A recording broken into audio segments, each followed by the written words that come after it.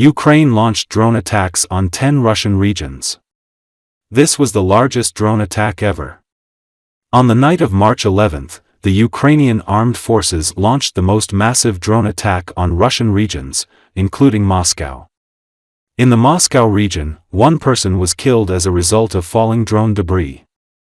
The attack took place on the day of negotiations between Kyiv and the United States. Overnight, air defense forces intercepted and destroyed 337 Ukrainian drones over Russian territory, the Defense Ministry reported.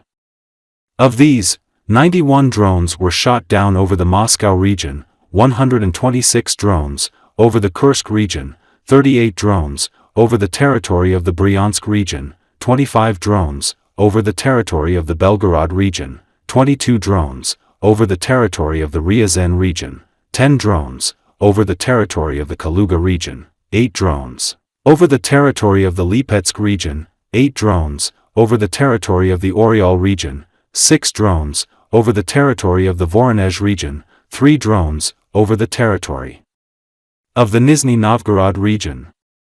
Moscow Mayor Sergei Sobyanin earlier reported that air defense systems intercepted 74 drones flying toward the capital.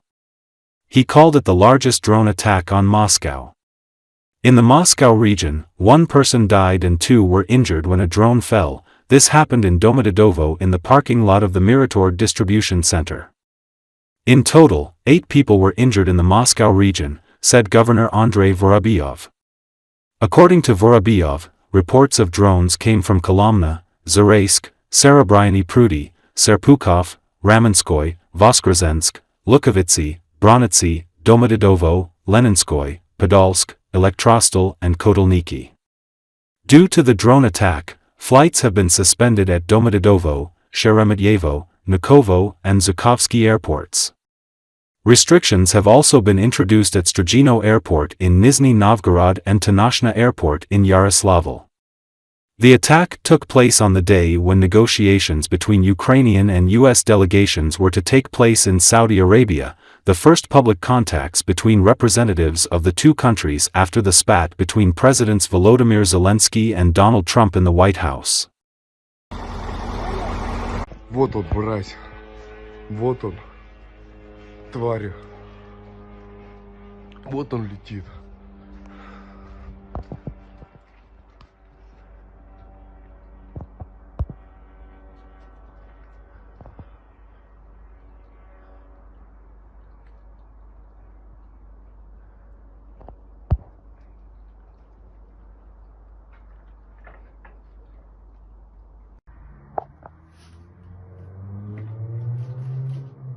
Что там дым? Пенопласт, крылья. Вот он, бля, упал.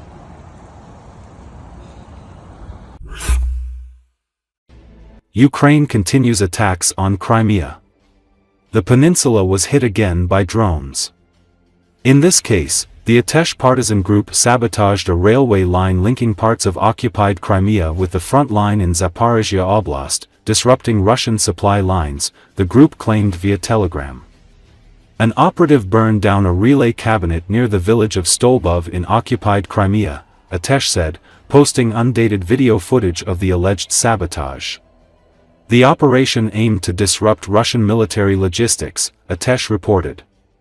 The targeted railway connected occupied Crimea with parts of occupied Zaporizhia Oblast.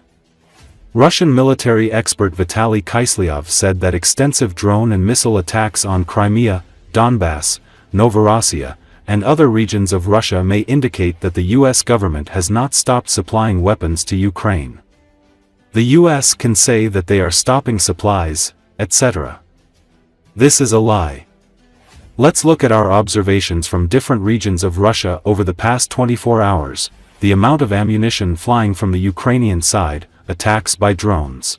Ukrainian forces have launched about 250 UAVs into our territory.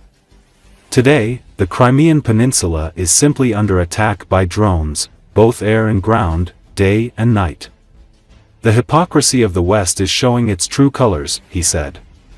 Kyslyev noted that restrictions on US intelligence sharing with Ukraine will not affect the intensity of attacks on Russian cities, Ukrainian forces also receive intelligence from French intelligence. The United States has, just about, ended its freeze on intelligence sharing with Kyiv, U.S. President Donald Trump told reporters aboard Air Force One. CIA Director John Ratcliffe announced on March 5 that the U.S. had halted intelligence sharing with Ukraine, amid the fallout of the White House argument between Trump and President Volodymyr Zelensky. The move followed Washington's decision to immediately freeze all military aid to Ukraine. According to Reuters, when asked whether the U.S. would end the suspension of intelligence sharing, Trump told reporters, "We just about have. We just about have."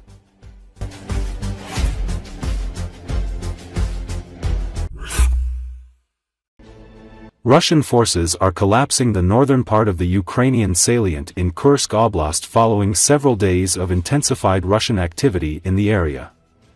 Geolocated footage published on March 8 indicates that Russian forces seized Novaya Sorokyna, Malaya Lokhnya, and Lebedevka, and the fields between the settlements. Russian millbloggers claim that elements of the Russian 34th Motorized Rifle Brigade, Southern Military District seized Malaya Lokhnya and that elements of the Russian 51st Airborne Regiment seized Lebedevka. Russian military bloggers claim that Russian forces seized Pravda and Ivashkovskyi and positions along an unspecified area of the railway line between Malaya Lokhnya and Sudza.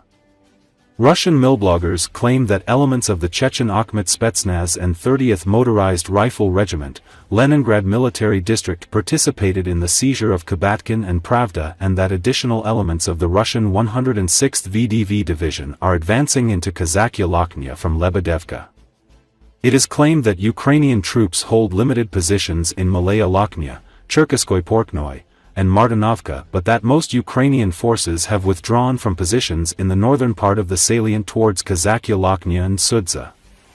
Russian millbloggers claim that preparatory Russian efforts to destroy the bridges north and south of Sudza have significantly complicated Ukraine's ability to withdraw back to Sudza. A Russian millblogger claimed that Ukrainian forces unsuccessfully counterattacked near Malaya Lokhnya. A video has been released showing the raising of the Russian flag in the liberated Malaya Lokhnya in the Kursk region. The settlement was liberated by the 9th Motorized Rifle Regiment of the Russian 11th Army Corps. The regiment's commander, Sergei Sobyanin, was killed in battle and was posthumously awarded the title Hero of Russia. It should be noted that the footage shows the liberated settlement being destroyed.